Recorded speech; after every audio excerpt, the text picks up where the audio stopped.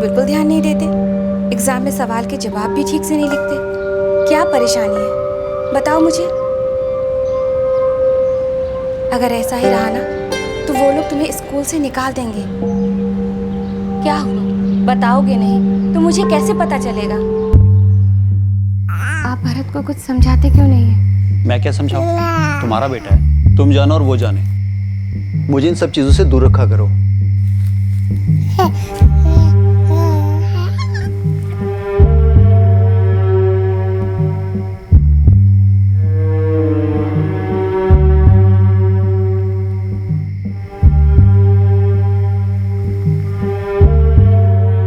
कभी कभी किसी अपने को खोने का गम इतना गहरा होता है कि वो किसी को नजर नहीं आता, उन्हें भी नहीं जो बहुत करीब होते हैं। ऐसे में उस परेशानी और बेचैनी को दूर करने के लिए कई बार सिर्फ एक ही चीज काफी होती है, एक प्यार भरा स्पर्श।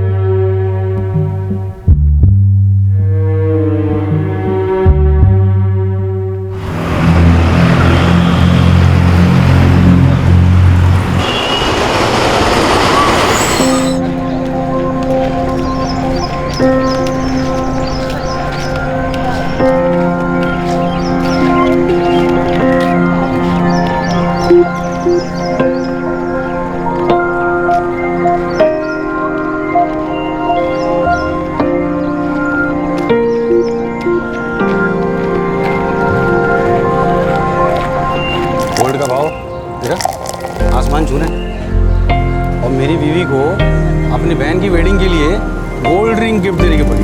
तो मैं कोशिश करता हूँ कि ज़्यादा खर्चा ना हो।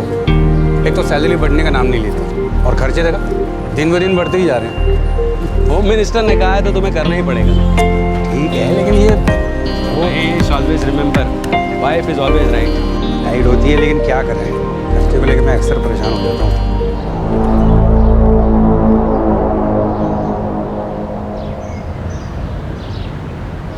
मुझे ही नहीं पता। अरे क्या हो गया?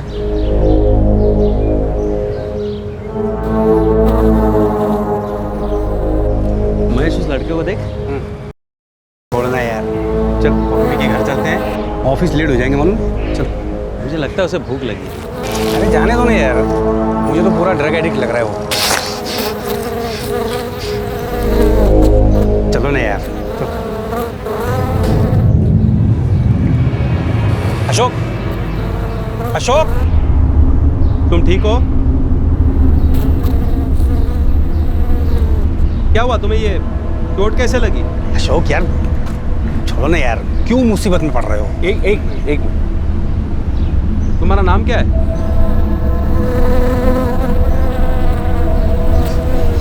भरत। चलो ना यार अशोक। महेश एक मिनट, इसकी हालत तो देख। तुम कुछ खाओगे भरत? चलो मैं कुछ खिलाता हूँ, आओ।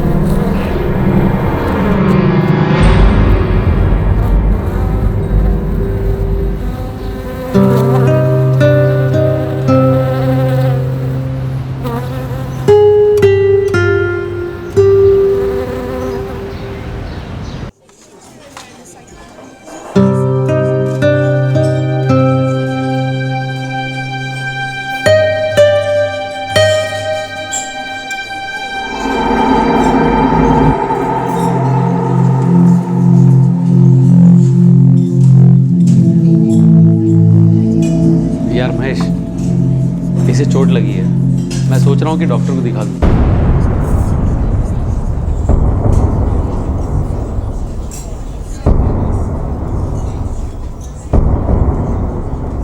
अशोक, अशोक अन्ना, उस लड़के को सड़क पर ही छोड़ दो अन्ना। कौन है क्या पता, बेकार के चक्करों में क्यों पड़ रहा है अन्ना? अरे ये तो यही वाली बात हो गई कि आ बैल मुझे मार। सुन, जाने दे उसे। ऐसे कैसे जाने दूँ? कैसे सड़क पे छोड़ दूँ? बीमार दिख रहा है, इसे चोट लगी है, डॉक्टर को तो दिखाना ही होगा ना। अन्ना, आपको लगता है आपकी मदद करने से कुछ होगा? अरे ये तो इनका रोज का काम है। बीमार लाचार दिखते हैं ताकि कोई मदद करे, पैसे दे और मुफ्त में खाना भी खिलाए, बस इनका दिखावा है। अरे ऐसे तो रोज यहाँ पर मेरे होटल के सामने आते हैं अन्ना। पता नहीं, इसको देखकर तो मुझे ऐसा नहीं लगता कि ये उन लोगों में से है। इसके कपड़े भी ठीक ठाक हैं, मुझे तो लगता है कि ये कोई मुसीबत में फंस गया है।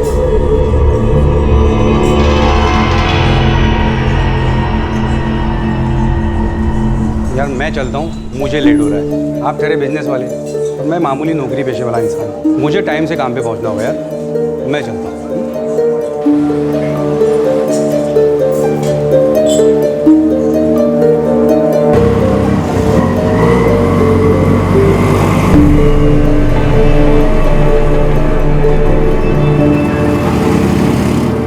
इसका नाम भरत है, इसे चोट लगी है। सर ये आपका रिलेटिव है? नहीं, मैं इसे नहीं जानता, ये मुझे रास्ते पर मिला, तो इसकी हालत देखकर मैं इसे इलाज के लिए लाया।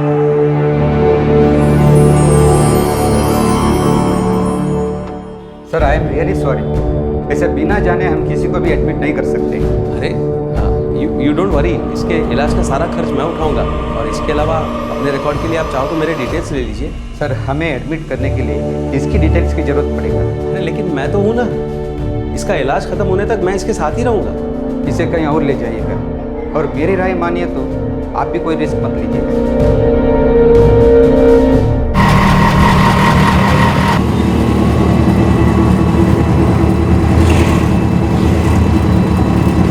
बात पैसों की नहीं है सर, लेकिन बिना किसी जानकारी के हमारे इसे एडमिट करना पॉसिबल नहीं है। आप ये समझने की कोशिश कीजिए कि ये बीमार है, इसे चोट लगी है और इसे इलाज की सख्त ज़रूरत है। मैं मानती हूँ, लेकिन हमारे भी तो कुछ रूल्स हैं ना सर। और फिर ऐसे केसेस में जनरली बहुत से कॉम्प्लिकेशंस हो सकते हैं जो हमारे लिए रिस्की हो सकता है। और फिर इसका नाम भरत है, ये इसने आपको बताया है ना, हो सकता है कि ये झूठ बोल रहा हो। मैडम आप इसकी कंडीशन तो देखिए, इसके जख्म और चेहरे की परेशानी से साफ पता चलता है कि ये झूठ तो नहीं बोल रहा है। आई एम सॉरी सर, लेकिन मैं आपकी कोई हेल्प नहीं कर सकती। Excuse me. मैं आपका कंसर्न समझ सकता हूँ, लेकिन मैं आपकी कोई मदद नहीं कर पाऊंगा। आप चाहे तो मैं कहीं पे भी साइन करने के लिए तैयार हूँ, जितना पैसा खर्च होगा मैं दूंगा। आप इस वक्त ये समझने की कोशिश कीजिए कि उस लड़के को इलाज की सख्त जरूरत है। I am a reputed property consultant, आप चाहो तो मेरे घर का एड्रेस ले सकते हो, या डिपॉजिट में जो पैसे लगेंगे आई एम रेडी टू पे। देखिए मिस्टर अशोक, आप उस लड़के को रास्ते से उठा कर लाए हैं। आई एम वेरी सॉरी, मैं उसे एडमिट नहीं कर पाऊंगा। आप किसी सरकारी अस्पताल में ट्राई कीजिए।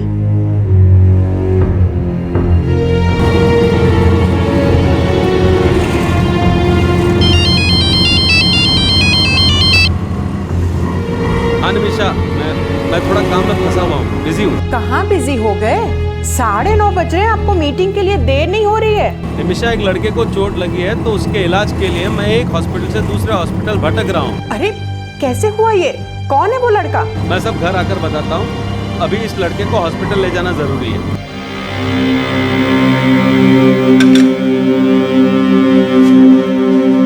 बाय दादी।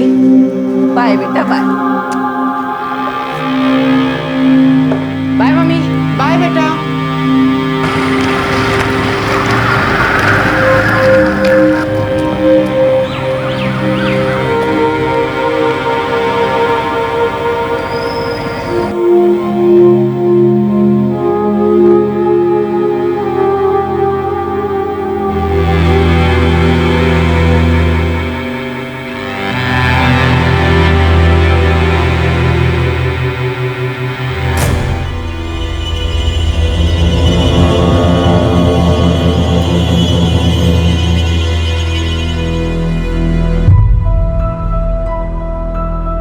देखिए इसकी चोट तो ट्रीटमेंट से ठीक हो जाएगी, पर काफ़ी कमज़ोर दिखाई दे रहा है। मैल न्यूट्रिशन का शिकार है, इसे एडमिट करना होगा। डॉक्टर साहब आप प्लीज़ इसको एडमिट कर दीजिए।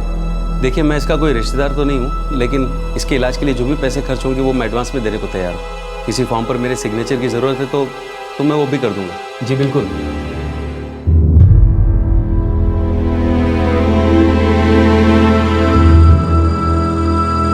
बेटा अब तुम आराम से सो जाओ, मैं शाम को तुमसे मिलने आता हूँ।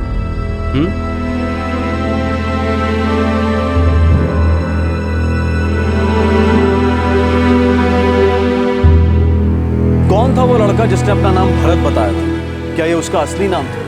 क्या वो कोई सड़क छाप या ड्रग एडिक्ट था? अशोक राव, जिनसे उस लड़के की हालत देखी नहीं गई, क्या वो उसकी मदद करके कोई गलती कर रहे थे?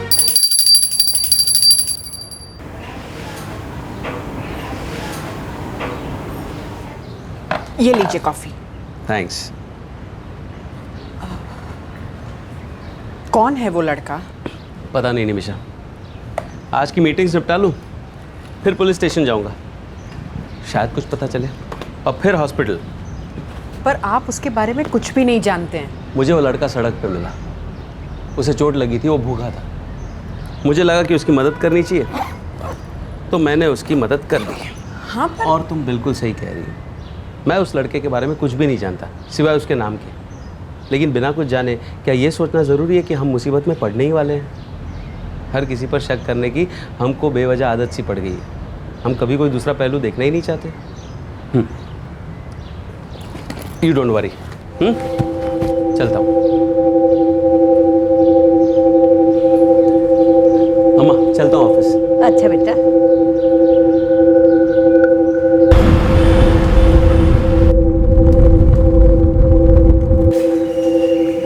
सर मैं एक प्रॉपर्टी कंसल्टेंट हूँ। आज सुबह बेउरनगर म्यूनिसिपल पार्क से मैं अपना योगा सेशन खत्म करके वापस घर जब जा रहा था, तब मेरी नज़र उस लड़के पर पड़ी। उसे देखते ही मुझे लगा कि वो मुसीबत में है। भूखा भी था, उसने कचरे के ढेर से कुछ खाने को निकाला भी था, लेकिन उसमें इतनी ताकत ही नहीं थी कि वो उस पैकेट को खोल सके।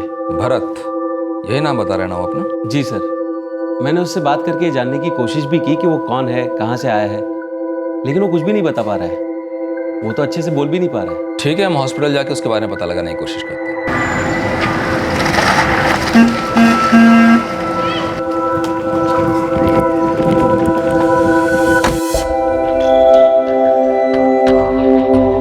अरे वाह, ये हुई ना बात। तुम तो बहुत अच्छे लग रहे हो भरत। अब तुम्हारी तबीयत कैसी है? अच्छा, तुम्हारा घर कहाँ है भरत? मेरा स्कूटर कहाँ है? तुम्हारे पास स्कूटर है? मुझे प्राइज में मिला था। तो तुम्हारे घर पर ही होगा ना? कहाँ है तुम्हारा घर, और कौन कौन रहते हैं वहाँ?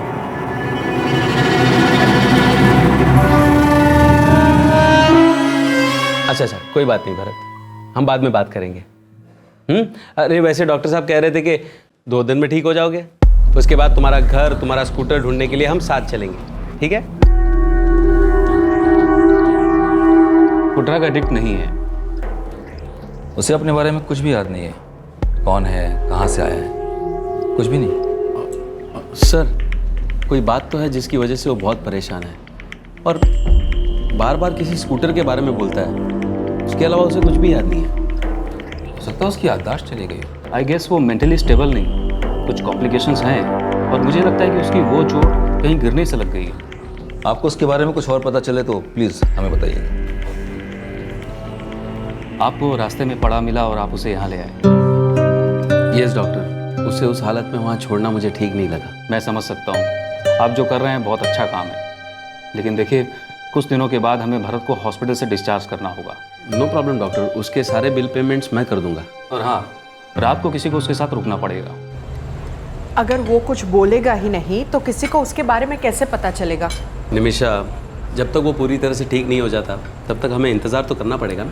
पापा, डॉक्टर को लग रहा है कि उसे कोई मेंटल प्रॉब्लम है, तो हो सकता है कि उसने जो अपना नाम बताया भरत, वो भी ऐसे ही बोला होगा। पापा, कुछ और भी कहता है वो बार बार किसी स्कूटर के बारे में बात करता है।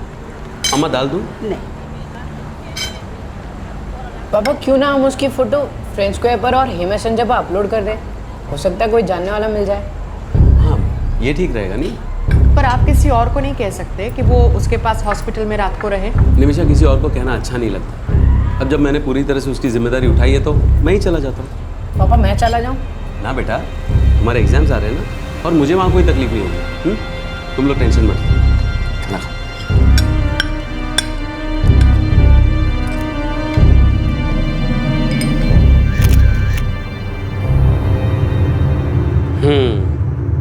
अब पता चल जाएगा, कोई ना कोई तुम्हें जरूर पहचान लेगा।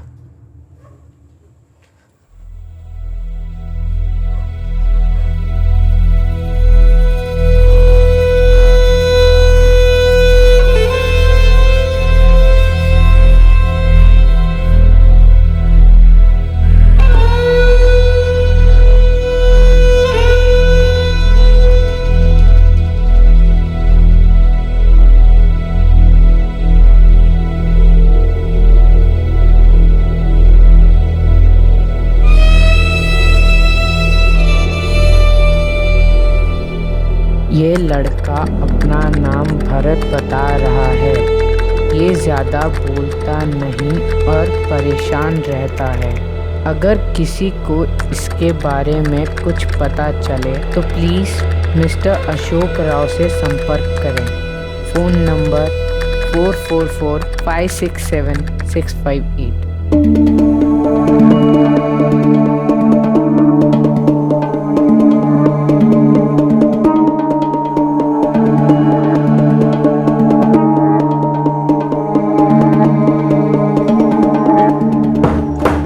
पापा, हाँ बेटा, पापा मैंने उसकी फोटो फ्रेंड स्क्वायर पर और ही मैसेंजर पर डाल दिए, अपने ग्रुप्स में भी शेयर कर दिए और आपको भी फॉरवर्ड कर दिए। आप भी अपने ग्रुप्स में शेयर कर देना।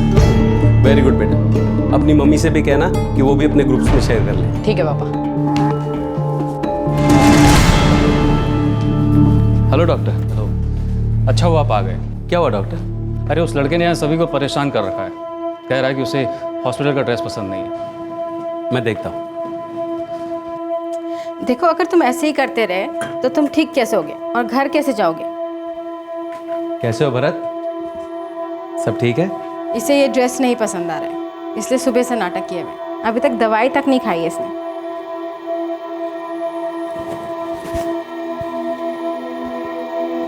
तुम्हें दूसरी ड्रेस चाहिए? मैं डॉक्टर साहब से बात करता हूँ, यहाँ पर कोई और ड्रेस अलाउ करते हैं कि नहीं।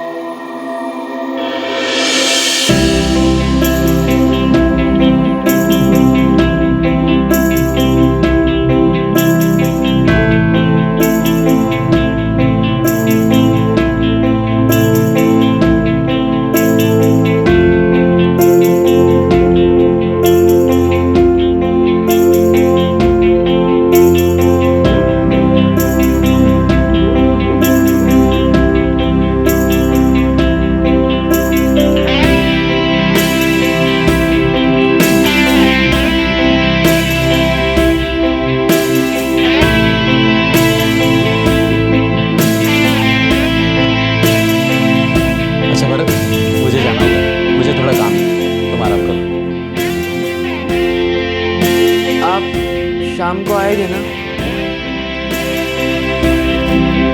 हाँ, मैं जरूर आऊँगा।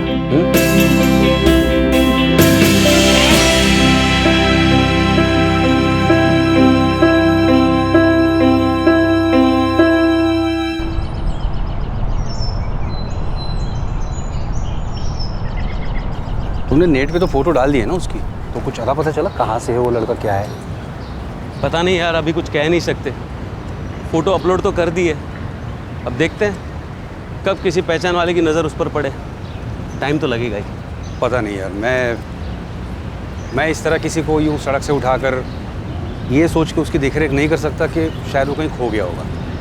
I mean, जनरली सबको यही ख्याल आता है ना कि ऐसा करके फालतू में किसी झंझट में न पड़ जाए।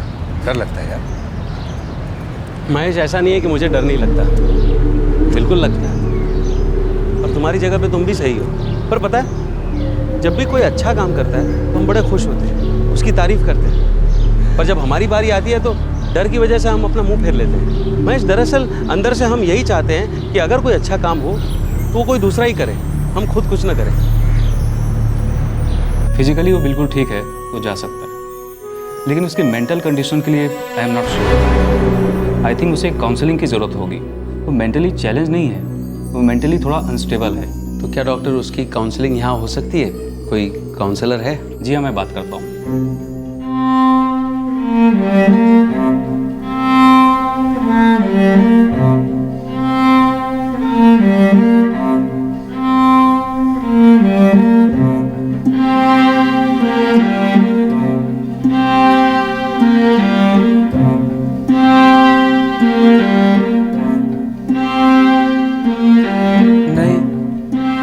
स्कूटर का कलर तो याद नहीं है, वो मुझे प्राइज में मिला था।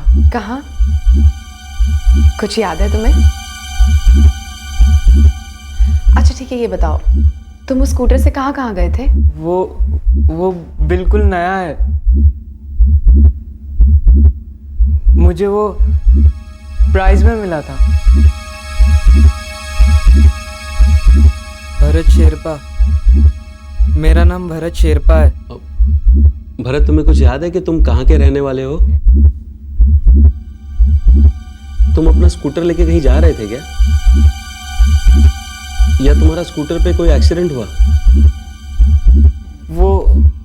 वो मैकेनिक कहाँ है? तुम स्कूटर लेने मैकेनिक के पास जा रहे थे? अच्छा ठीक है भरत, तुम परेशान मत हो, हम कल फिर बात करेंगे। क्यों प्रज्ञा जी? जी बिल्कुल। अच्छा सुनो, मैं अभी घर जा रहा हूँ, फिर जल्दी आ जाऊंगा। वो क्या ना, मैं अपनी अम्मा से बात किए बिना रह नहीं सकता। वो बूढ़ी हो गई है लेकिन अभी भी बहुत खूबसूरत है। ओके प्रज्ञा जी। भरत, तुम्हारी माँ कैसी दिखती है? वो भी बहुत खूबसूरत होगी ना?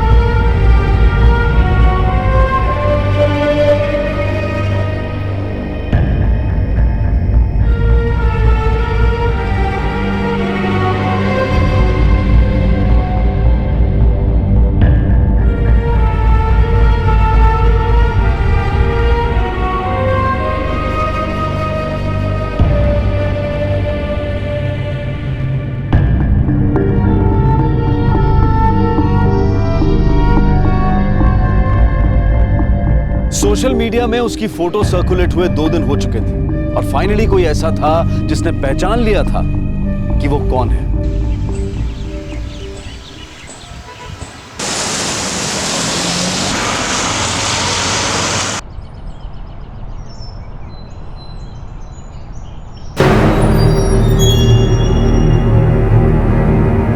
पंकज, हे पंकज, अरे उठ। सुबह सुबह क्यों परेशान कर रहे हो? अरे जल्दी उठ, ये देख तो क्या है। अरे ये तो भरत है ना? ये लड़का तो तेरी क्लास में पढ़ता था। हाँ भैया, ये तो भरत ही है। 2 साल पहले तक मेरे से स्कूल में ही था, फिर से कुछ मेंटल प्रॉब्लम हुई और इसने स्कूल छोड़ दिया। ये मिसिंग है, ये किसी को बेंगलुरु में मिला है।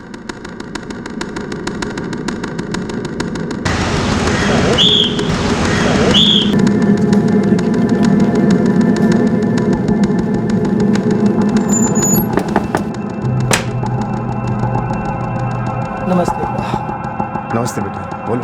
भरत कहाँ है? मैं उसका दोस्त हूँ, पंकज। बेटा वो तो कहीं खो गया है, 3 हफ्तों से उसका कोई पता नहीं। वो बेंगलुरु में है। क्या? ये देखिए।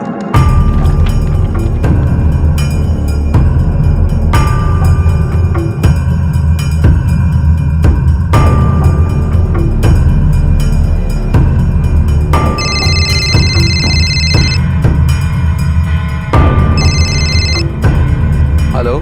हेलो, मैं अशोक राव से बात कर रहा हूँ। या स्पीकिंग, कौन बोल रहा है? देखिए, मैं विष्णु शेरपा बोल रहा हूँ।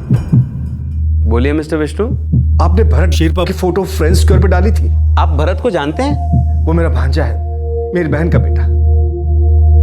अच्छा, अभी कहाँ हैं आप लोग? देखिए, अभी तो मैं गैंगटॉक में हूँ अपनी बहन के साथ, लेकिन जितनी जल्दी हो सकेगा हम बेंगलुरु पहुंच जाएंगे। और हाँ, क्योंकि मैंने पुलिस स्टेशन में रिपोर्ट दर्ज कराई थी, तो आप आते वक्त कोई डॉक्यूमेंट या आईडी प्रूफ ले आइए जिससे पता चले कि आप भरत के रिश्तेदार हैं। आप मुझे अपने भांजे से मिलने के लिए प्रूफ लाने को कह रहे हैं? देखिए, वो मुझे जानता है, अपनी माँ को पहचानता है। आप सही कह रहे हैं, आई एम सॉरी, मैं आप पर शक नहीं कर रहा, लेकिन भरत को सही हाथों में सौंपना मेरी जिम्मेदारी है। जी, आप सही कह रहे हैं। आई एम सॉरी, मैं अपने साथ प्रूफ लेके आऊँ। आप जल्दी आ जाइए। हाँ, मैं टिकट्स करवा लेता हूँ, हमें जल्दी से जल्दी यहाँ से निकलना होगा। बेटा, क्या तुम विष्णु शेरपा को जानते हो? मामा,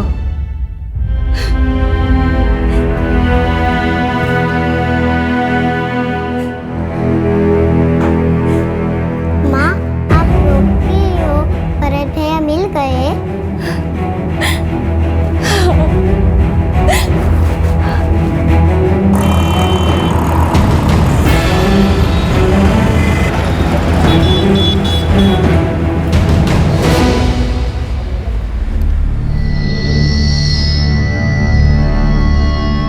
मैं बेंगलुरु में ही रहता हूँ, यहीं काम करता हूँ। भरत मेरे साथ ही रहता था जब वो खो गया था। कब? 27 फरवरी को।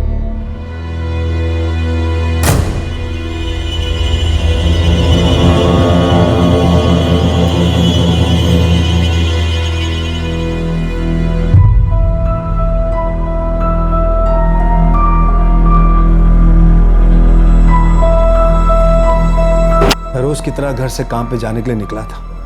भरत उस वक्त घर पे सो रहा था। वो घर में अकेला था? जी, मेरी पत्नी मेरी बेटी के घर गई। मेरी बेटी प्रेग्नेंट है तो उसकी देखभाल करने के लिए मैंने करीब 12 बजे अपने ऑफिस से घर फोन किया था भरत से बात करने के लिए।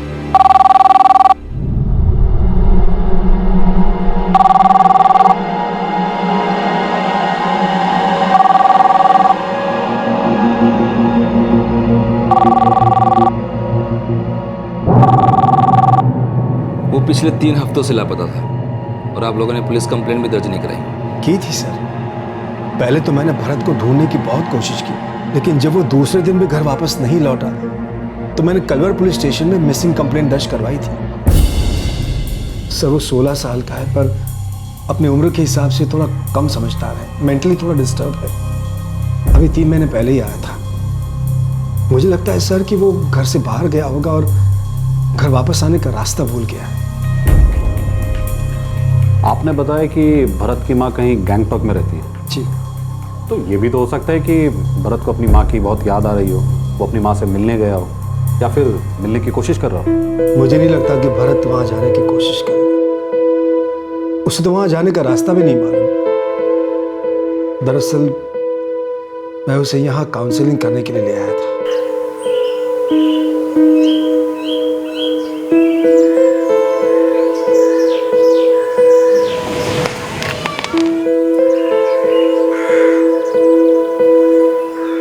नहीं विष्णु भैया, मैं भरत को नहीं भेज सकती।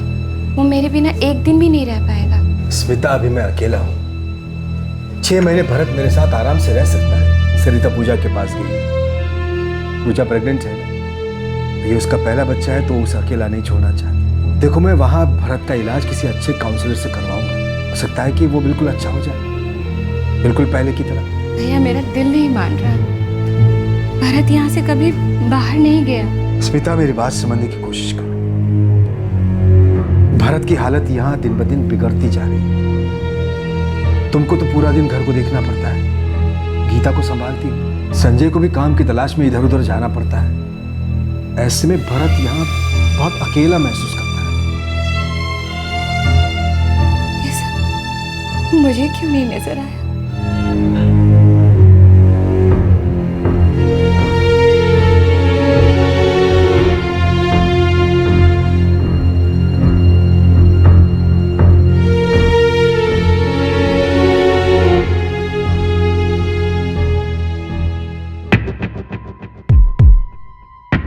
मैं समझ ही नहीं सकी कि भरत अंदर ही अंदर घुट रहा था।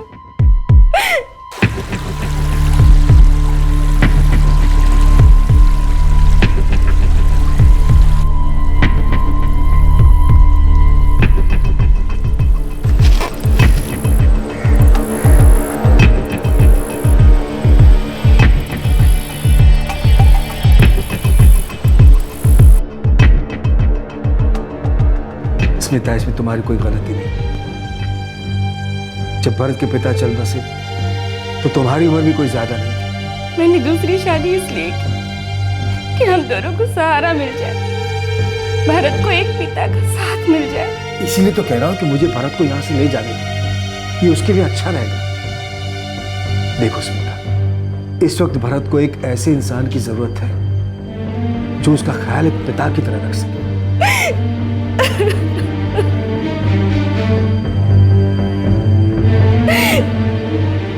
और 3 महीने पहले वो मेरे साथ बेंगलुरु आ गया। मैं उसे काउंसलर के पास ले जाता था।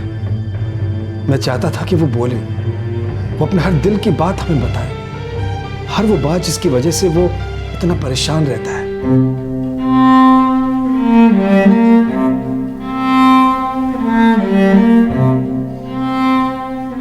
सारी गलती मेरी है। क्यों? आपने से कुछ कहा था? नहीं सर, मैंने उसे कुछ कहा तो नहीं, पर उसे बहलाने की कोशिश की थी। वो बार बार एक स्कूटर के बारे में सोचकर परेशान हो रहा था। भरत, देखो मैं तुम्हारे लिए क्या लाया हूं।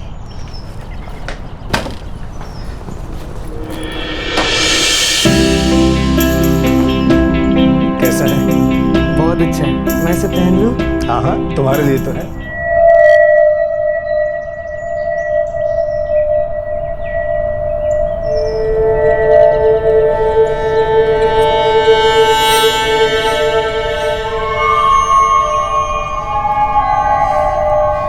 भरत बेटा, ऐसे क्या देख रहे हो? मामा, मेरा स्कूटर कहाँ है? तुम्हारा स्कूटर? कौन सा स्कूटर? मामा, मेरा स्कूटर जो यहाँ खड़ा था, मेरा नया स्कूटर। तुम्हारा नया स्कूटर? हाँ मामा, मेरा नया स्कूटर, वो जो मुझे प्राइज में मिला था, यहीं तो खड़ा था, लेकिन अब यहाँ नहीं है। कहाँ गया?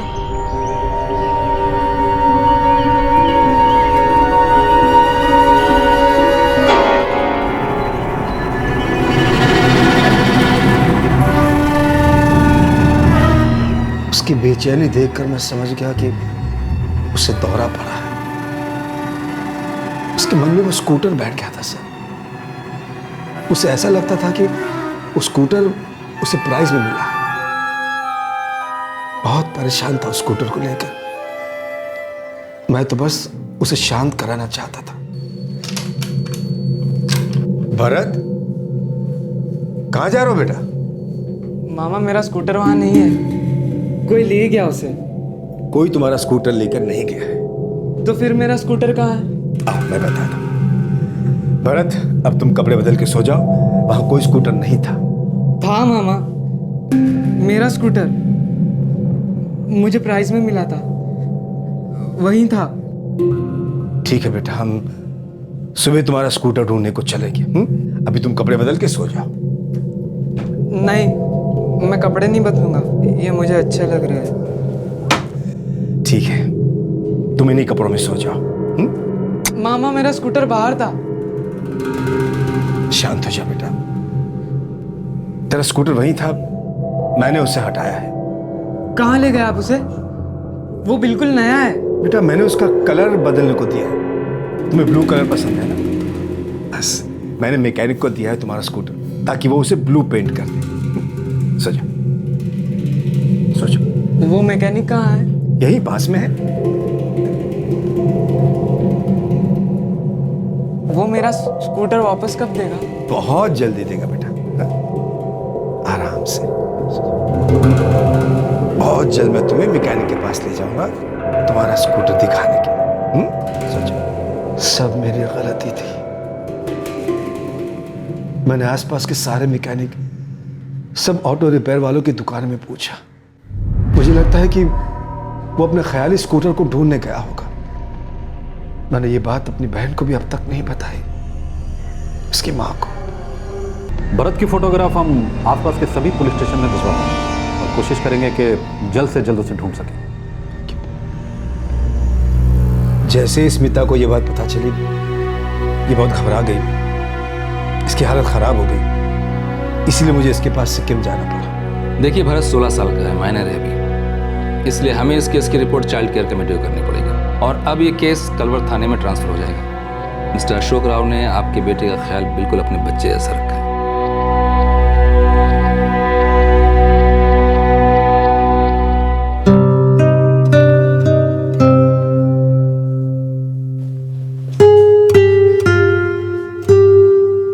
भरत, माँ,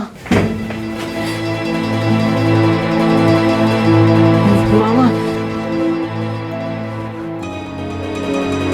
मामा मैंने कितना ढूंढा लेकिन मुझे घर कहीं नहीं मिला।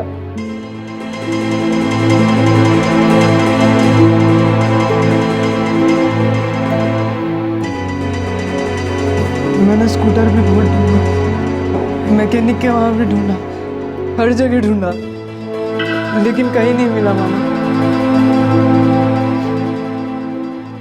चलो अच्छा है, फाइनली तुम्हारी स्कूटर की कहानी मुझे पता चली गई। अशोक जी, समझ में नहीं आता कि आपका एहसान कैसे चुकाऊंगा। अरे ऐसा मत कहिए, मैंने कोई एहसान नहीं किया। मैं तो बहुत खुश हूँ कि आपको भरत मिल गया और भरत को उसका परिवार। सुनो भरत, अब तुम अपने मामा जी के साथ जाओगे, उन्हीं के साथ रहोगे। वो कह रहे थे कि तुम कोई क्लासेस जाते हो और वहाँ तुम ठीक भी हो रहे थे, बिल्कुल वैसे ही क्लासेस ना जैसे प्रज्ञा जी तुम्हें यहाँ देती हैं। अपना ख्याल रखना बेटा। लेकिन आप आओगे ना मेरे साथ? हाँ बेटा, मैं आऊँगा, मैं तुमसे मिलने ज़रूर आऊँगा।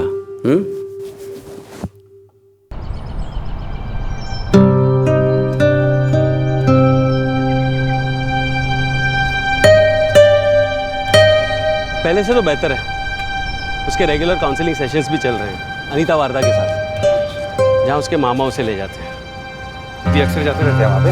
नहीं, अक्सर तो नहीं, पर जब भी मौका मिलता है मैं ज़रूर जाता हूँ। उसकी काउंसलर ने सजेस्ट किया है कि अब उसे साइकियाट्रिस्ट को दिखाना चाहिए, क्योंकि उसे काउंसलिंग के साथ साथ मेडिकेशन की भी ज़रूरत है। बहुत अच्छा लड़का है उमेश, पता है जब वो बहुत छोटा था ना, तब उसके फादर की डेथ हो गई। तब तो वो बिल्कुल ठीक था, लेकिन अचानक फादर की डेथ के सदमे की वजह से बिल्कुल टूट गया। उसका मेंटल बैलेंस ही बिगड़ गया। शायद अपने फादर को याद करके या फादर फिगर की कमी की वजह से वो अपने आप को बहुत अकेला महसूस करने लगा। अंदर ही अंदर घुटता रहा, पर किसी को कुछ पता नहीं चला। सच में अशोक, वाकई में तुमने बहुत अच्छा काम किया है। महेश, बहुत अच्छा लगता है जब हम किसी के काम आ सकें, किसी की मदद करके उसकी तकलीफ को कम कर सकें।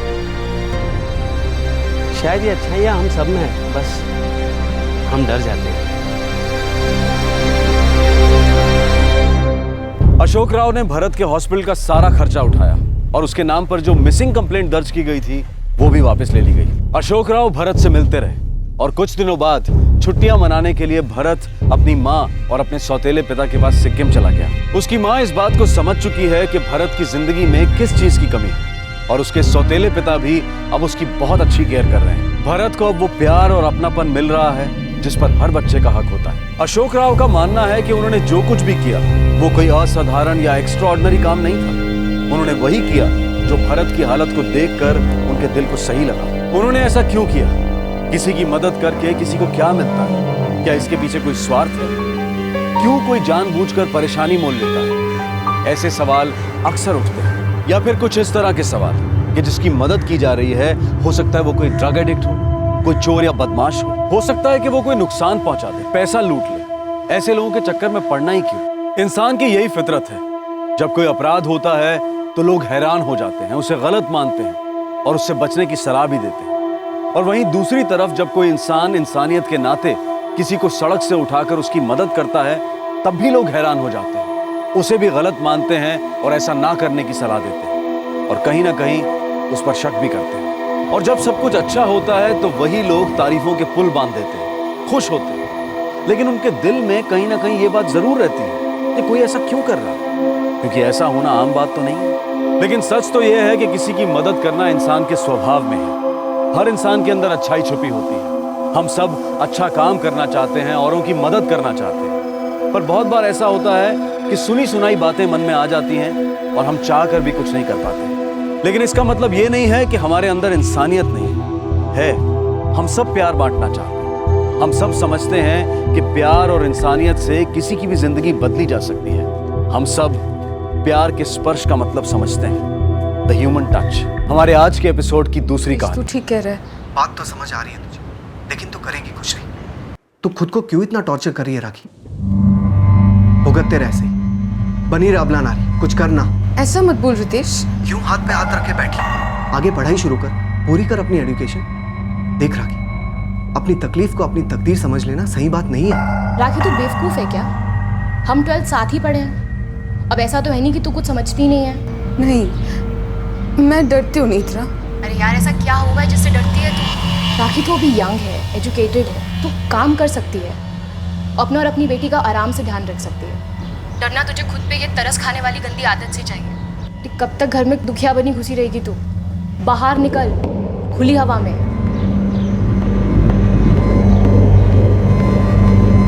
इस बात से सतर्क रहना बेहद जरूरी होता है कि कब तक विक्टिम बने रहना है, कब तक तकलीफ झेलते रहना है। कई बार सही वक्त ऐन सामने खड़ा होता है, पर फिर भी हम सही कदम उठाने से अक्सर घबराते हैं। राखी तकलीफें झेल रही थी, उसका इसमें कोई कसूर नहीं था। बच निकलने का दरवाजा उसके सामने खुला पड़ा था, वक्त भी सटीक था, बस एक सही कदम उठाना था और दर्द की दहलीज को हमेशा हमेशा के लिए फांद जाना था। क्या राखी ये एक छोटा सा लेकिन बेहद जरूरी कदम उठा पाई?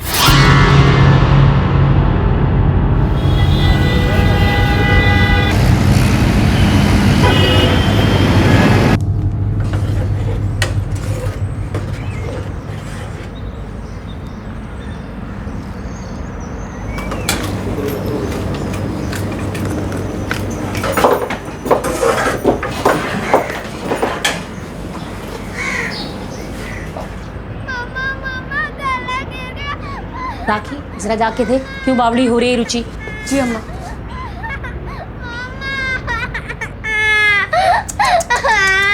क्या करती है रुचि? उठ यहाँ से, उठ पहले। अच्छा ठीक है, तू जा पहले बाथरूम जाके हाथ मुंह धो के आ और कपड़ों में मत लगाना रंग।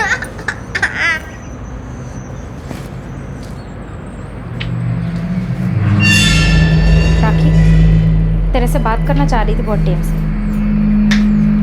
हाँ भाभी बोलो ना, क्या बात है? देख राखी, पानी नाक के ऊपर गुजर गया है, तो बोल जगत को कोई काम धंधा करे, पैसा वैसा कमावे। पूरे घर का बोझ इन पे और पापा जी पे, पर से तू रुचि जगत भी सबके सब काम की ना काज के 100 मन अनाज के। तेरे जेठ जी कब तक उठावेंगे जगत भैया की जिम्मेवारी? हमारे अपने लिए तो एक ढेला भी नहीं बचता। जी भाभी मैं समझ गई, मैं बात कर लूंगी इनसे।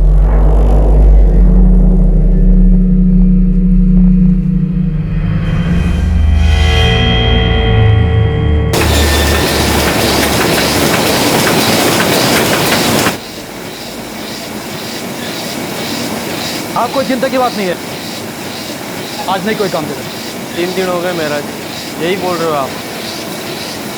तू लाट साहब नहीं लग रहा जो तेरे वास्ते काम रोक के रखो। कान पे रख लो तो दर्शन दुर्लभ हो जाए और फिर अचानक आ जाए काम दो काम दो।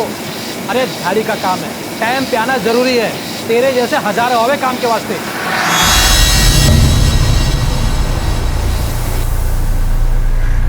देख भाई, तू बेरोजगार का बेरोजगारी रहेगा अगर ये दिहाड़ी के छोटे मोटे कामों के चक्कर में ऐसे ही पड़ रहा था। देख, बात मान ले हमारी, पार्टनर बन जा हमारा। ये आगरा की ना 40 ट्रिप निकले महीने में, और वो भी टूरिस्ट सीजन के बिना की बात कर रहा हूँ मैं। हमने तो फैसला कर लिया है, फुल एंड फाइनल।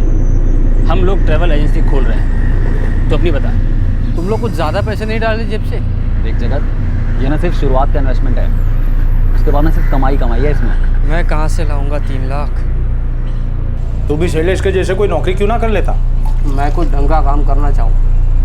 आप ना तो मेरी कुछ मदद करोगे ना तो मुझे कुछ करने दोगे, बस हर कोई आके मेरे से माथा फोड़ता रहेगा। अब नौकरी सड़क पे ना पड़ी मिले, क्या करूँ मैं? कोशिश तो करके देख जगत, मेहनत तो कभी बेकार जाती नहीं। जा रही ना मेहनत बेकार। वैसे ही मैं परेशान हूँ और ऊपर से तुम लोग मुझे 2 रोटी खाने नहीं देते शांति से। अब खाना छोड़ के कहाँ जा रहा है? ए जगत सुन तो। पीने जा रहा होगा, पता नहीं पीने के लिए इसके पास पैसे कहाँ से आ जाते हैं। बस रहने दो। बेटा राखी, जगत हमेशा से अपना धंधा करना चाहे, तो अपने पापा जी से बोलकर इसे पैसा उधार क्यों ना दिलवा देती? अम्मा, पापा कहाँ से लाएंगे इतने पैसे? पापा के पास इतने पैसे हैं ही नहीं। अम्मा, मैं नौकरी कर सकती हूँ, अच्छी जॉब मिल जाएगी मुझे। मैं काम के लिए बाहर जाऊंगी तो घर में 4 पैसे लाऊंगी। तो घर से बाहर नौकरी करने जावेगी? ये घटिया बात है, दोबारा अपने दिमाग में ना लाइयो। नौकरी करेगी अभी।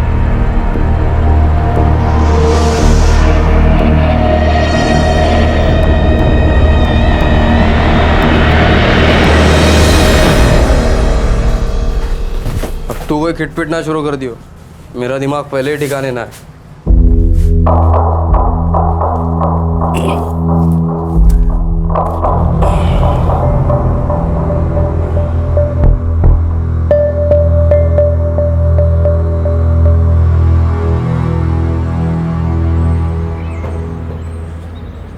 बारहवीं तक पढ़ी है छोरी, राखी नाम, इकलौती बेटी है, बड़े भाई का अच्छा काम धाम है, अच्छी पोस्ट पे है। यूँ अपना जगत तो उतना पढ़ा लिखा भी ना है। जयपाल जी, तो क्या फर्क पड़े? अब छोरी 12वीं की हो चाहे बीए, काम तो उसे रसोई में ही करना है ना, उसे कौन सी नौकरी करनी है? सोच लो, मैंने उन लोगों से बात कर ली, ये रिश्ता करना चाहूँ। मुझे तो लगे है कि जगत का ब्याह हो जाएगा तो सुधर जाएगा। बात तो सही, मिल लेते हैं बाबूजी एक बार।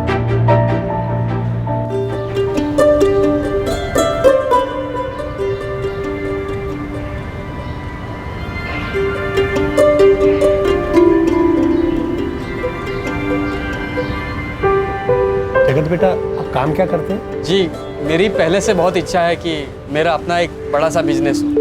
जी, अभी तो ये इधर उधर काम करता रहता है, लेकिन बड़ा ही मेहनती बालक है हमारा। ये तो बचपन से एक अलग सा शैलेश साड़ी की दुकान में काम करता है, पक्का काम है इसका।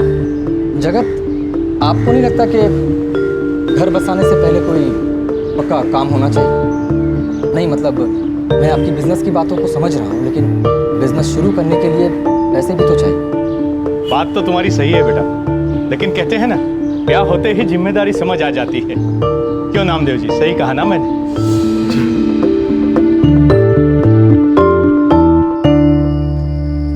जॉइंट फैमिली है, मुझे तो लगता है लड़का संभल जाएगा। तुम्हें क्या लगता है अभिषेक? बाकी सब तो ठीक है पापा, पर उसके पास कोई पक्की नौकरी नहीं है। पूरा परिवार एक साथ रहता है, एक बात तो पक्की है, राखी का ख्याल पूरा परिवार रखेगा। भाई, मुझे तो रिश्ता जच रहा है, हम लोगों को बात आगे बढ़ानी चाहिए। जिस उम्र में एक आदमी काम करना शुरू करता है, जिम्मेदारी उठाने लायक बनता है, उसके काबिल होने से पहले ही उसके सर पे ब्याह का बोझ रख दिया जाता है। और हमेशा ये कहा जाता है कि बहू के कदम घर में पड़ेंगे और लड़का जिम्मेदारी उठाने लगेगा। मतलब लड़के को जिम्मेदार बनाने की जिम्मेदारी भी लड़की के सर पे ही है। ये क्या बात हुई कि एक बहू तभी काबिल बीवी साबित होगी जब वो एक नाकारा आदमी को काबिल बनाने में कामयाब हो जाए।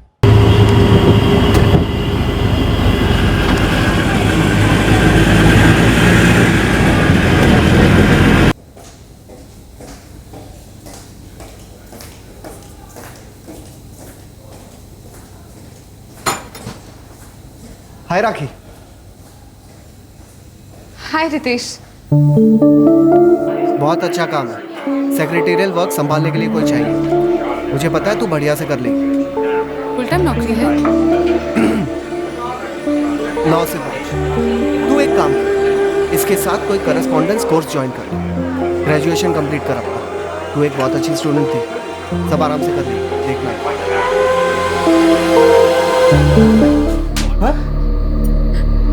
लेकिन प्रॉब्लम क्या है मेरे काम करने में जगत? 2 पैसे घर में आएंगे ही ना। रुचि की पढ़ाई का खर्चा निकलेगा। संध्या भाभी के ताने बार बार नहीं सुनने पड़ेंगे। तुम तो कुछ कमाते हो नहीं, घर खर्च में एक ढीला नहीं देते। अरे समझी ना, रुक जा, क्यों मार रहा है इसे? अरे ये बाहर जाके काम करने की बात करेगी और जाके पढ़ाई करेगी और सब लोगों के सामने मुझे नीचा दिखाएगी। अरे मेरी भी तो कोई इच्छा है ना, अपने लिए, रुचि के लिए। इनके भरोसे तो कुछ होना है नहीं। हाथ ना उठा तू, हाथ ना उठा। बच्ची के सामने लड़ाई नहीं करते बेटा। तो ऐसा कह दो, बकवास बंद करे अपनी। तो तुम करो ना नौकरी, करो नौकरी, सारी दुनिया करती है। शांत हो जा तू, ना बुलाना तुझे। मैं बिजनेस करना चाहूँ। मेरे दोस्त ट्रैवल एजेंसी खोल रहे हैं, 3 लाख का हिस्सा देना है मुझे। अच्छा बिजनेस है। राखी बेटा, अपने पापा जी से बात करो ना। अरे कर दे जगत की मदद। तेरी भाई का काम तो अच्छा चाले है ना। मम्मा पापा से इतने सारे पैसे नहीं मांग सकती। कि मेरे नौकरी करने में बुराई क्या है अम्मा? और घर से बाहर भी नहीं जाएगी। समझा? बाहर निकली ना तो टांगे तोड़ दूंगा मैं तेरी। तू समझी तो? तू समझा बोला ना, समझा?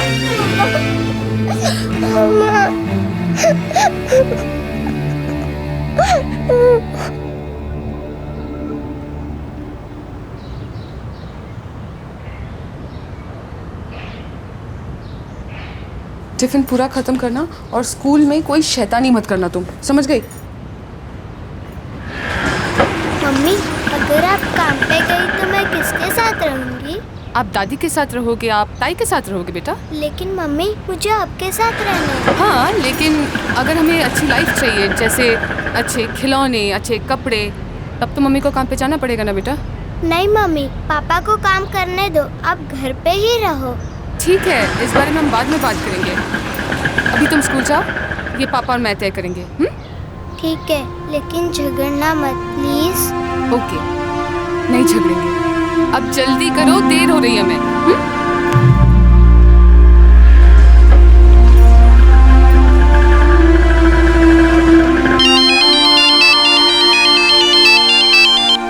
हाँ रितेश बोल। हेलो राखी, अच्छा सुन, कल मेरे फ्रेंड ने 11 बजे तुझे इंटरव्यू के लिए बुलाया। जॉब पक्का है? नहीं रितेश, मैं नहीं जा सकती। पागल है क्या तू? अरे मेरा फ्रेंड है यार वो। एक तो तेरा काम करा दिया और अब तू मना कर रही है। अब मैं तुझे क्या समझाऊं रितेश? जगत भी ना, मैं नौकरी नहीं कर सकती रितेश, बस इतना कह रही हूँ। जेल सारी जिंदगी, शहीद हो जा। अगर तू ही अपने लिए नहीं लड़ सकती तो कोई और क्या कर सकता है तेरा। All the best, goodbye. Ritesh, hello hello Ritesh.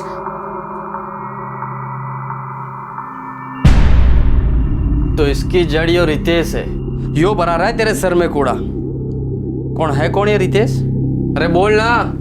मेरा स्कूल फ्रेंड है। मेरे अलावा बाकी सब ने अपनी पढ़ाई पूरी कर ली थी, सब अच्छी खासी जॉब में लगे हुए हैं। मेरे साथ की लड़कियां भी। पढ़ाई पूरी किए बगैर मेरी शादी हो गई, पर मैं स्टूडेंट अच्छी थी जगत, मुझे एक अच्छी जॉब मिल जाएगी। और इसमें रितेश तेरी मदद कर रहे? हाँ, मैंने मदद मांगी थी उससे काम के लिए, और उसने कृपा कर दी तेरे ऊपर। और क्या क्या कृपा बरसा रही हो तेरे ऊपर? अरे बोलना, और क्या क्या कृपा बरसा रही हो? स्कूल के टाइम से ही बरसा रहा होगा कृपा, या फिर शादी के बाद शुरू हुआ ये सब? बोलना, अपने पति के पीठ पीछे क्या चला रखा तूने? राखी के पिता से पैसों की मांग, राखी पर अपने स्कूल फ्रेंड के साथ अफेयर का झूठा इल्जाम। राखी के लिए अब ये सब झेलना बेहद मुश्किल हो गया था। आखिरकार उसने वो कदम उठा ही लिया जो उसे बहुत पहले उठा लेना चाहिए था। देर से आई लेकिन दुरुस्त आई।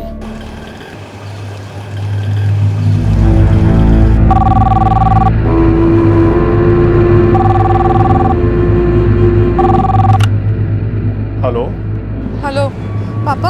अरे राखी बेटा, बेटा कैसी है तू? और रुचि का क्या हाल है? पापा हम ठीक नहीं है। क्या हुआ बेटा? जगत रोज मारता है मुझे, टॉर्चर करता है। अम्मा बाबूजी कहते हैं कि घर से 3 लाख रुपए मंगवाओ ताकि जगत कोई अपना बिजनेस शुरू कर सके, और इधर मैं नौकरी करना चाहती हूँ तो मुझे नौकरी करने नहीं देते। 5 साल से नरक भोग में पापा, अब और सहन नहीं होता। मैं रुचि को इन हालात में नहीं रख सकती। बेटा तू है कहाँ अभी? बाहर हूँ, रुचि को ड्रॉप करने आई थी। घर से बात नहीं कर सकती थी। देख बेटा, तू अभी घर जा, रुचि को वापस स्कूल से आने दे। बस आज अपने आप को संभाल ले, कल मैं आऊंगा। क्या हुआ? राखी ठीक तो है ना? नहीं।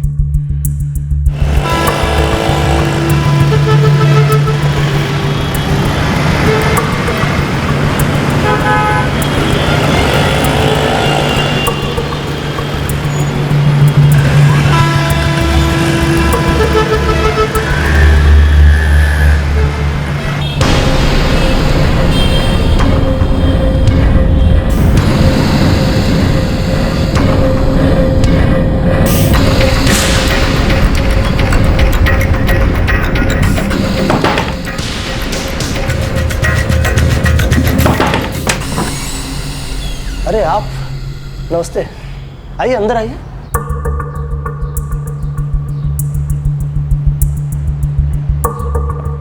नामदेव जी, आप यहाँ अचानक? वैसे अच्छा लगा आप आए, लेकिन जयपाल जी, अचानक आना ही पड़ा। आपके यहाँ जो कुछ चल रहा है वो सब सुनकर हमें अचानक आना ही पड़ा। क्या मैं कुछ समझा नहीं? देखिए जी, ये क्या का कोई मतलब नहीं है। सब कुछ तो जानते हैं आप लोग। राखी को हर रोज आपका बेटा मारता पीटता है, परेशान करता है, मायके से पैसे लाने के लिए बोलता है। पता नहीं है आप लोग? आप भी तो शामिल नहीं? जगत का है? जगत तो काम पे गया होगा जी। भला बेरोजगार आदमी कौन से काम पे गया भाई? शादी से पहले आपने कहा था कि जगत कोई नौकरी कर लेगा। शादी को 5 साल बीत चुके हैं, नौकरी तो दूर। उसने मेरी बहन को मारना पीटना शुरू कर दिया पैसों के लिए। यार मांग ना रही अपने बाप से, लेकिन मैं भी ऐसी मदद कर दूंगा, मैं बाप से छीन के ले आएगी पैसे। भाई साहब, अब आप ही बताओ, जगत कोई पैसा अपने लिए थोड़ी ना मांग रहा है। मदद है नामदेव जी, अगर आप करो तो बच्चों का ही भला हो जाएगा। अगर बिजनेस चला, पैसे धेले कमाए, तो इसमें फायदा रुचि और राखी का ही है ना। अब सुख तो राखी को ही मिलेगा ना। वाह समधन जी, वाह, आपने बहुत अच्छे तरीके से बात को परोसा है। मतलब मेरी बेटी को सुख पाने के लिए यहाँ रोज पिटना होगा? और जगत की हिम्मत कैसी हुई मेरी बहन पे हाथ उठाने की? देखिए, हमने यहाँ अपनी बहन को छोड़ा था, कोई बकरी बांध कर नहीं गए थे। हमारी बहन संस्कारी है, पर चलनी का इल्जाम लगाते हुए शर्म नहीं आई आपके बेटे को? राखी, अपना सामान पैक कर, तू चल रही है हमारे साथ। रुचि का स्कूल में भैया। कोई नहीं, तो सामान पैक कर, हम उसको स्कूल से ले लेंगे। देखिए, आप ऐसा मत कीजिए, हम लोग आपस में मामला सुलझा लेंगे ना। मामला सुलझाना होता तो पहले ही सुलझा लेते। मेरी बेटी यहाँ तकलीफ पाने के लिए नहीं है। अब जगत ने थोड़ी मदद मांग ली, कोई पहाड़ थोड़ी ना गिर गया। वो अपने रिश्तेदारों से मदद नहीं मांगेगा तो किससे मांगेगा भाई साहब, आप बताइए। अरे तो मदद मांगने का ये कौन सा तरीका है? देखिए, हमारी बहन कोई दुधारू गाय नहीं है, बेटा आपका आवारा है। देखो, वो कोई आवारा नहीं है, बस थोड़ा अलग है। तो अलग ही रखिए ना उसे। हमारी बेटी हमने मार खाने के लिए नहीं लाई थी यहाँ पर। आप उसे ऐसे नहीं ले जा सकते, इस घर की बहू है वो। हाँ, तो उसके साथ बहू जैसा बर्ताव करना चाहिए था ना।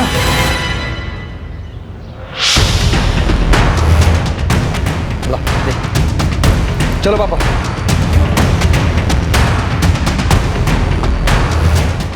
सुनिए राखी, देखिए, करगे ने पूरे परिवार की भेजी थी, ये सब देखने को बचा था।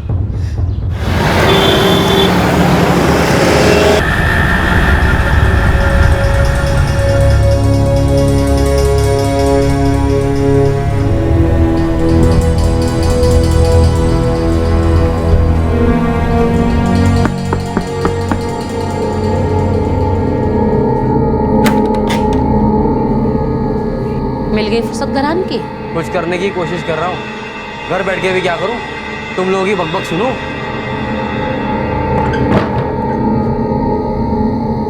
ये राखी रुचि कहाँ गई?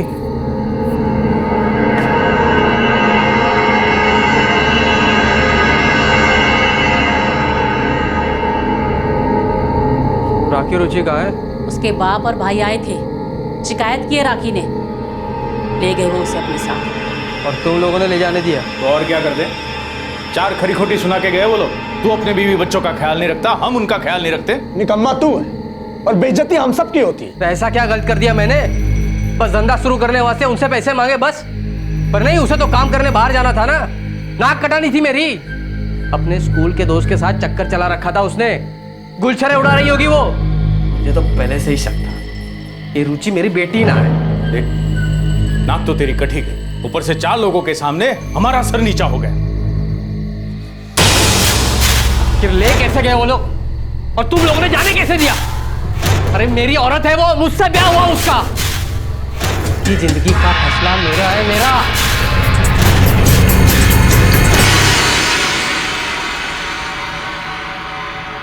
चलो सो जाओ।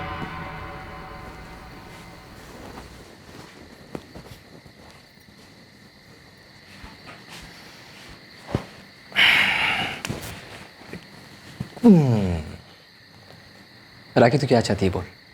आगे स्टडी करना चाहती है, जॉब करना चाहती है? जो तेरी मर्जी में आए तू कर। अब तुझे चिंता करने की कोई ज़रूरत नहीं है, हम सब हैं तेरे लिए। अब तेरी सारी तकलीफ़ें ख़त्म। भैया मैं जॉब करना चाहती हूँ और आगे की स्टडी। गुड। और हम अपनी रुचि रानी को यहीं के किसी पास के अच्छे स्कूल में डाल देंगे, ठीक है? ठीक है मामा। ऐ शाबाश। चलो अब तुम दोनों आराम करो। Good night. Good night.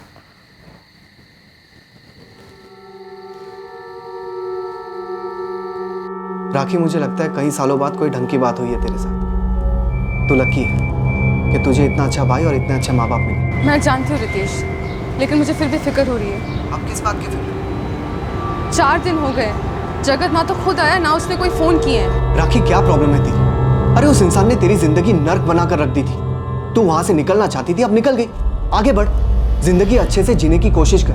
Ritesh, मुझे रुचि की चिंता है। बेवकूफ है तू। बस तो काम कर और आगे पढ़ाई कर। और रुचि जानती है कि जो भी तू कर रही है उसी की भलाई के लिए कर रही है। अरे अभी तो सांस लेने लायक खुली हवा में आई है तू, जी भर के जी। मैं अपने फ्रेंड से दोबारा बात करता हूँ, फिर कॉल करूंगा तुझे। मैं अपना काम सही करता हूँ, ये क्या बकवास कर रहे हो आप? ओए जगत, लुगाई नहीं मैं तेरी, आवाज नीचे रख। चौबे बोला तूने चढ़ा रखी थी जब मैंने काम पे भेजा तुझे। तुझे क्या लगे तेरे बाप की फैक्ट्री है? बाप को बीच में ना लाओ। तो तू भी काम पे आना बंद कर दे, हमें ना जरूरत तेरे जैसे नकारे लोगों की। अरे बाहर में जा साढ़े, अकेले तेरे गेल काम ना है। अरे जा जा, दोबारा ना दिखियो मेरे धोरे। हाँ नहीं दिखूंगा। अरे जा। साढ़े कितने फोन किए बे, उठाता क्यों नहीं? अरे काम चालू हो गया अपना। सूरज पहली पार्टी लेके बनारस गया है। तो मुझे भी साथ में ले लो, मैं भी ले जाऊंगा टूरिस्टों को। ऐसा नहीं होता, पैसा तो हम दोनों का लगा है ना। तो मुझे कम हिस्सा दे देना, और क्या। इतना कहाँ होता है, बैंक से लोन लिया है, EMI भरना पड़ता है। तुझसे कहा था ना पैसे लेके आ, पार्टनर बन जा। यार मेरा ससुराल कंगाल नहीं, पहले से ही दिन खराब चल रहे, अब तो बीवी को भी वापस ले गए। तू कौन सा साधु संत है? कोई काम ढंग से नहीं होता है? एक बीवी नहीं संभाली जाती जैसे। ओए जवान संभाल, दोस्त का मतलब भी हो ना, कुछ भी बोल देगा। चल चल ठीक है, ज़्यादा बात मत कर, समझा? पहले कुछ काम ढूंढे फिर बात करना, और फ़ोन करके तंग करना बंद कर।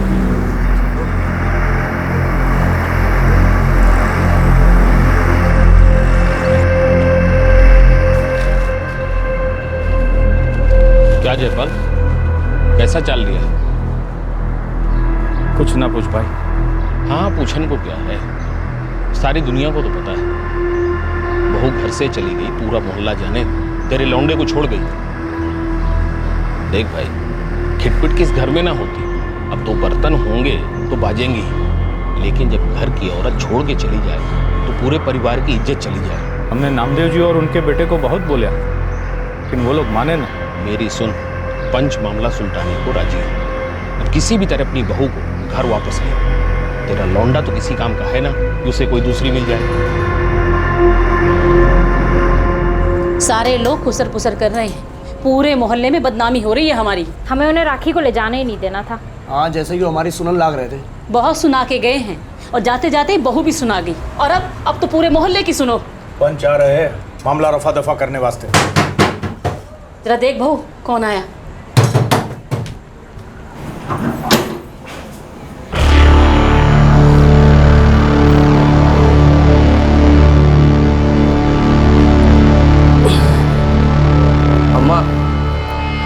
जल्दी डाल दे।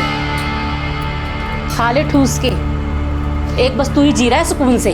सुना ले, तू भी जी भर के सुना ले। दिमाग पहले ही दही हो रखा है, तू घोट के लस्सी पी जा। तेरे बीवी बच्चे छोड़ के चले गए हैं, लोग बातें करें। तो मैं क्या करूं? जाने दो उसे सच दस के काम के वास्ते बाहर, तब लोग बातें ना करेंगे। यो कैसा मर्द है जो रू की कमाई खावे।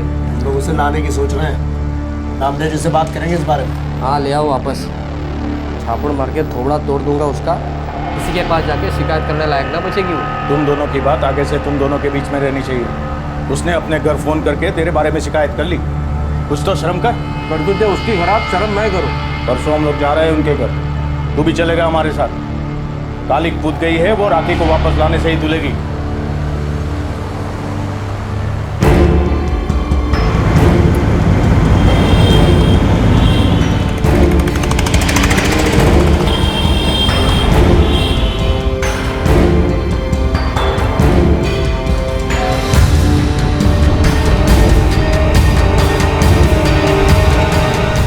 वो लोग बात करना चाहते। बात करने को बचा ही क्या है पापा? मालूम नहीं। राखी यहाँ खुश तो है, पर उसका असली घर तो वही है ना। मुझे लगता है राखी को कुछ अंदर से अच्छा सा नहीं लगता है। जब से वो आई है ना तो जगत ने एक भी फ़ोन किया और ना ही मिलने आया। दिक्कत क्या है उसे माँ? अच्छा चलो ठीक है, मैं बात करता हूँ राखी। राखी, तू उस आदमी के पास वापस जाना चाहती है? यहाँ देख, क्या चल रहा है तेरे को? पता नहीं भैया,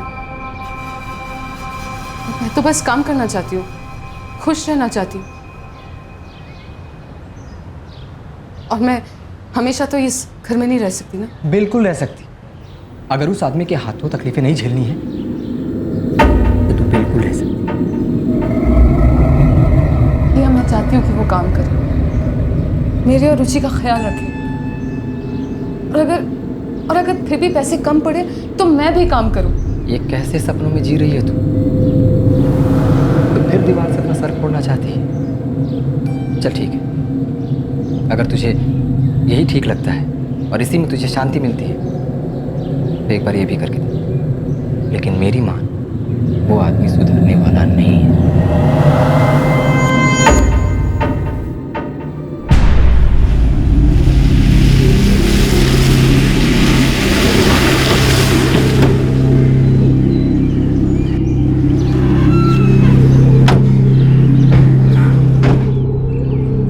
नामदेव जी, आपने जो कदम उठाया है शायद वो जरूरी था, लेकिन जयपाल जी के परिवार को लगता है बात इतनी आगे ना बढ़नी चाहिए। अब थोड़ी बहुत खटपट इस घर में न होती। ये कोई थोड़ी बहुत खटपट नहीं थी, ये मेरी बेटी पर रोज हाथ उठाता था, उस पर बेहुदा इल्जाम लगाता था। ये नामदेव जी, आगे का जिम्मा मैं लेता हूँ।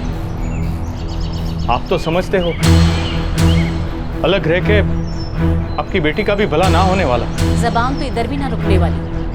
समाज तो एक सही है। बहू ससुराल छोड़े या बेटी मायके में आके रहे, चार बात तो बनेंगी। जगत, तुम कोई नौकरी क्यों नहीं कर लेती? सारे झगड़े की जड़ खाली मेरी नौकरी ना है तो और क्या है? काम धंधा तुम कुछ करते नहीं हो और सारा फ्रस्ट्रेशन दारू पीकर मेरी बहन को उतारते। ये उसे हमेशा मारता पीटता परेशान करता। देखो जगत, अगर तुम कोई नौकरी करते तो एक खुशहाल जिंदगी गुजारते, अपने बीवी बच्चों को खुश रखते, अभी राखी पे शक नहीं करते। नामदेव जी, अब आगे की सोचो। हम लोग यहाँ राखी को वापस ले जाने आए हैं। बहू है वो हमारे घर की, रीत तो यही है, बेटी की डोली जरूर मायके से उठे लेकिन उसकी अर्थी ससुराल से ही उठे। लेकिन मैं अपनी बेटी को एक शर्त पर ही उस घर में भेज सकता हूं।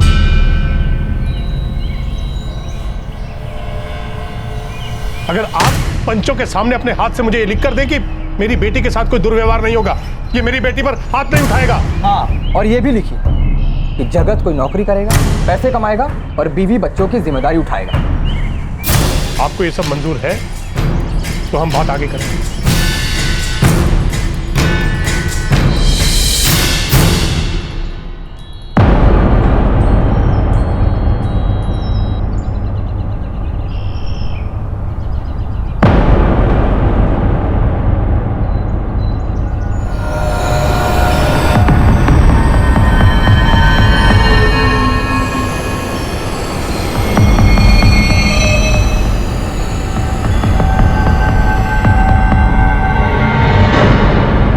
जगत, मैं कल तुम्हें फ़ोन करूँ। मेरा एक दोस्त है, तुम उसके पास जाकर इंटरव्यू दे देना, नौकरी मिल जाएगी।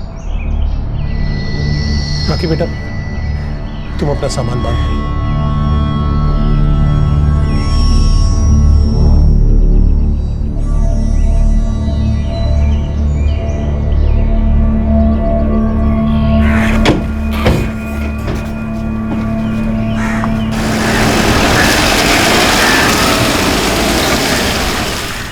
क्या हो गया राखी को? उसने एक बार जो गलती की उसे ठीक करने की बजाय वो वही गलती दोबारा कर रही है। जो इस हालत में वही बेहतर जाने। आई गेस जब आपकी शादी हो जाती है, बच्चे हो जाते हैं, उनसे छूटना बहुत मुश्किल हो जाता है, ये भले कितनी तकलीफ क्यों ना हो। पता नहीं लोगों को विक्टिम बन के क्यों मसा, जबकि बच निकलने का रास्ता सामने दिख रहा है। अब मैं और क्या करूं अभिषेक? जगत ने फोन नहीं किया तुझे? नहीं यार, फोन तो नहीं आया मुझे उसका, बल्कि तेरी बहन का हस्बैंड है ये सोच के मैंने उसे फोन कर लिया था। कहता है कि जब उसे जरूरत होगी तब खुद आ जाएगा, और तुम्हें मेरे लिए परेशान होने की कोई जरूरत नहीं है। सॉरी यार कुलदीप। कोई गल नहीं यार, आई कैन अंडरस्टैंड।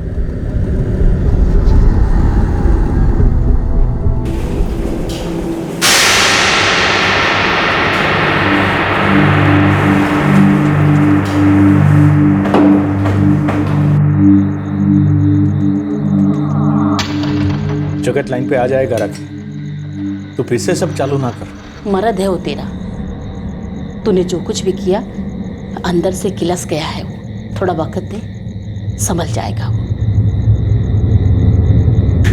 कोई भी आदमी ये बर्दाश्त नहीं करता कि उसकी बीवी छोड़कर उसे चली जाए। तू भी समझ उसे।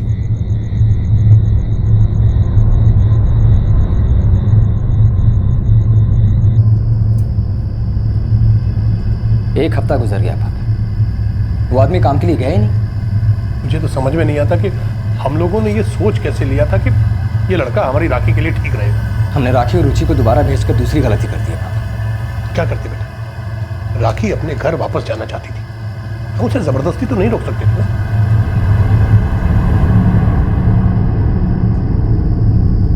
पापा अगर उसने राखी को फिर परेशान किया ना, या शिकायत का कोई भी मौका दिया, तो हम उसका तलाक करवा देंगे। भाड़ में गया समाज। जबान सबकी चलती है पटर पटर, लेकिन जब कोई मुश्किल में होता है ना, तो मदद करने के लिए कोई भी सामने नहीं आता है। ये जो समाज का बिजनेस है ना पापा, हमें सबसे ज्यादा उससे सतर्क रहने की जरूरत है। अभिषेक बेटा, इतना गुस्सा मत कर, जिंदगी ऐसे ही है।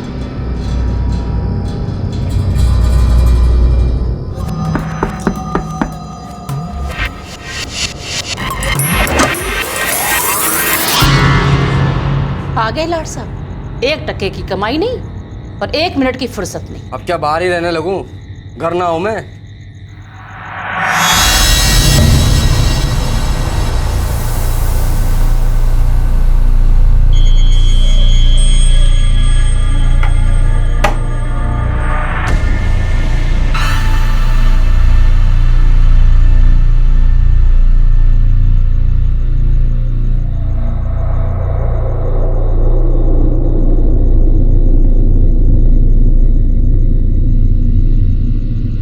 सच्ची बोल, तेरे दोस्त के साथ तेरा रिश्ता सिर्फ बातों का ना था, शरीर का भी था। क्या नाम है उसका? रितेश। फिर से बकवास चालू कर दी आते। रुचि मेरी बेटी है या उसकी? तुम नहीं बदले, तुम बदल ही नहीं सकते। अब सब लोग मुझे घटिया समझने लगे, जबकि तू है। गलती करती मैंने आके, मुझे यहाँ आना ही नहीं चाहिए। मेरा भाई सही कह रहा था, तू एक घटिया बीमार आदमी है। क्या करेगी तू? जगत क्या कर रही हो? जगत, जगत नहीं, जगत नहीं, जगत, जगत। वो मेरी बात क्या करेगी? बोल। रुक जाओ, निपटाने दो उनको ही उनकी बातें अपने आप। जरूर फिर से इसने कुछ बोला होगा, इससे मेरी बेटी का दिल दुखा होगा।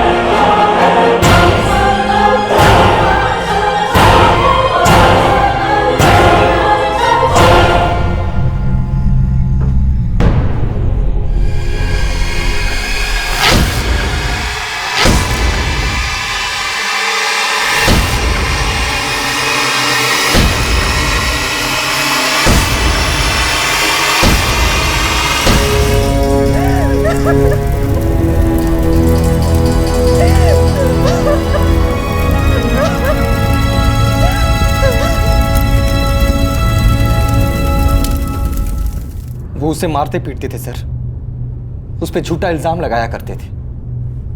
इन्हें छोड़ना मत सर, बिल्कुल मत छोड़ना। हस्बैंड पकड़ में आ गया है, हमारी हिरासत में। मार तो क्या कसूर था मेरी बहन का? काट डाला उसको। अभी वादा करके वापस लेकर के गए थे, ये कुछ नहीं करेंगे।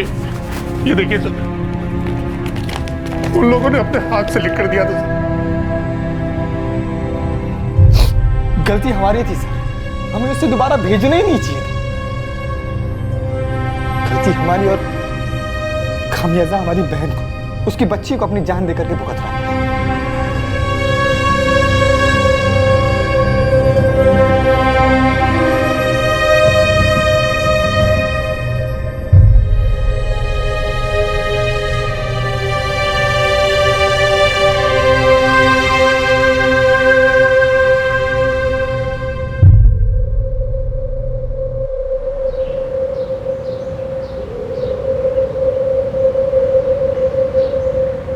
लोगों की ज़बानें भी चलने लगी। हमें तो ये गलत रिश्ता करना ही ना था।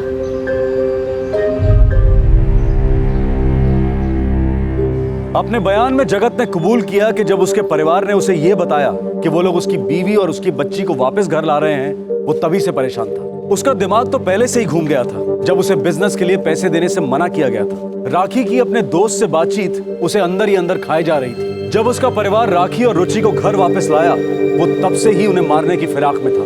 जगत को हत्या के आरोप में बुक किया गया है। जगत के पिता और जगत के भाई पर घरेलू हिंसा और शादी के 7 साल के भीतर ही एक औरत के मारे जाने के आरोप दर्ज किए गए हैं। राखी के पास बच निकलने का रास्ता था और उसे बच निकलना भी चाहिए था, अपने लिए, अपनी बेटी की जिंदगी के लिए। काश उस वक्त ये समझ में आ जाता कि एक बेकार और नाकारा पति के हाथों प्रताड़ित होने से उसकी और उसकी बेटी की जिंदगी कहीं ज्यादा कीमती थी।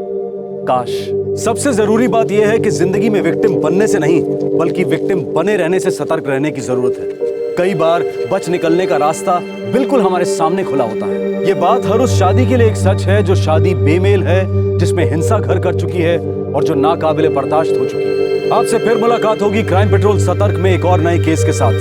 तब तक अपना ख्याल रखें, सुरक्षित रहें और याद रखें, सही वक्त, सही कदम, सतर्क रहें। जय। क्राइम पेट्रोल के और भी दिलचस्प कहानी देखने के लिए हमारे चैनल को सब्सक्राइब करें और बेल आइकॉन दबाना न भूलें।